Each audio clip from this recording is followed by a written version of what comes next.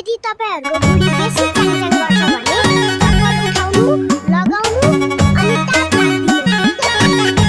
पानी मुनि बत्ती बालेर खोज्दा पनि म जस्तो पाउँदैनस्। मेरो दिमाग बिग्रेको छ। फेरि त जस्तै खोज्न। तिमीसँग बिहे गरेर फाइदा भयो? के फाइदा भयो? मैले जति पाप गरेको सधैँ यही जिन्दगीमा पाएँ। बिहे गर्दा बुढालाई किन माला लगाएको?